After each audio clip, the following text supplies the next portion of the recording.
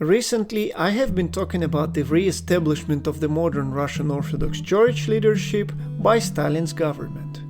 After a decade of bloody repressions and a raging war, only a dozen legitimate bishops survived and were able to elect a new patriarch. This and the following establishment of almost total state control over the Church through the Council for the Affairs of the Russian Orthodox Church led to substantial accusations of the Church being a KGB puppet. At the same time, there were two more Christian communities that were established after being practically destroyed in the 1930s. The second one was the Church of the Seventh-day Adventists, registered in 1946. Today, however, I want to talk about the Protestant Church that was allowed to register a union in 1944. Apart from the churches with most congregants of foreign origin, like Lutherans, Mennonites, and so on, since the 1860s there were three major evangelical movements in Russia: Adventists, Pentecostals, and Baptists. Baptists were the biggest and most influential group, represented by two churches, the Baptist Church and the Church of Evangelical Christians. They had minor theological differences, and when in 1944 Stalin's government allowed only one evangelical union to formally register, they quite successfully merged after brief negotiations. The united community is up to this day officially called Evangelical Christians Baptists, but for brevity they are commonly referred to as Baptists. The state registration was the only legal way to openly practice their faith. Since initially there was only one union allowed, some Pentecostal groups joined too.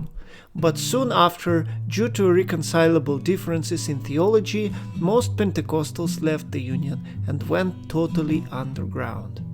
For some 20 years, the union seemed like a good compromise with the formerly atheist state.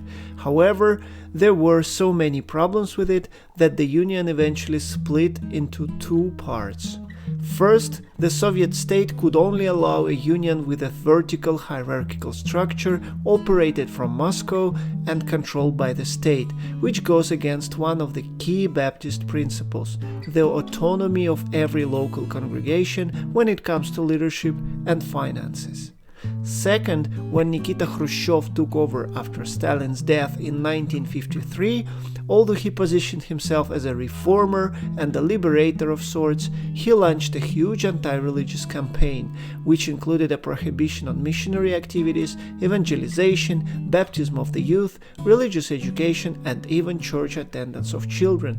Most of these measures were considered unacceptable for some believers and their pastors, although the majority complied.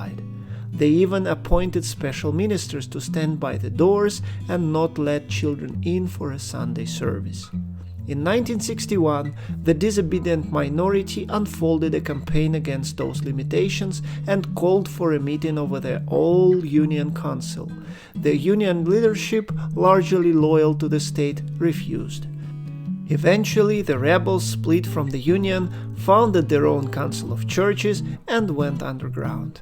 They immediately faced harsh persecution. Throughout the 1960s, 70s, and 80s, Baptist leaders, active preachers, and underground publishers of religious literature were hunted down and put in prison, their properties confiscated, children taken away, and even their homes sometimes bulldozed to the ground. In turn, the Baptist underground unfolded an unprecedented dissident campaign.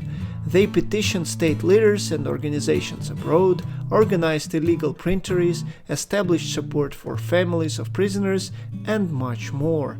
See a video about evangelical dissidents on my channel. In this way, the Baptist community was split into two parts.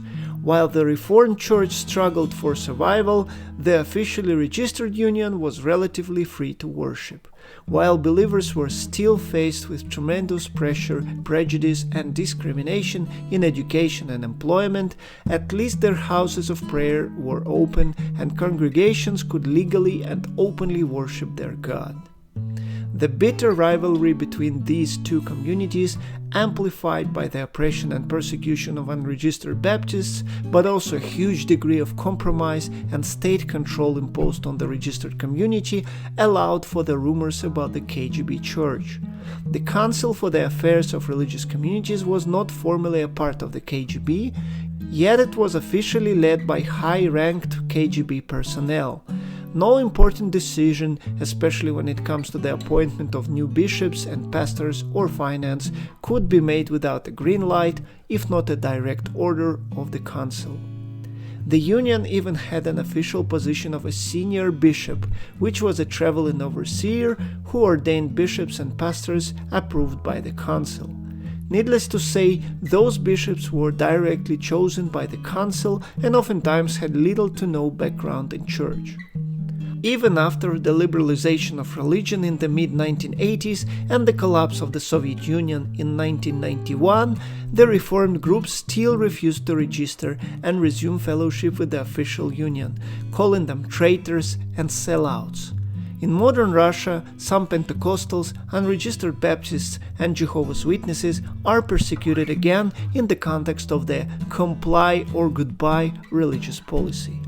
The official Baptist Union stays within the line, issuing very weak statements on major occasions such as the war in Ukraine, neither supporting nor condemning it. Hence, many critical voices are speaking against the Baptist Union again, accusing it of continuing the line of the KGB Church. Please like the video, leave a comment and subscribe to the channel. I see you all next time.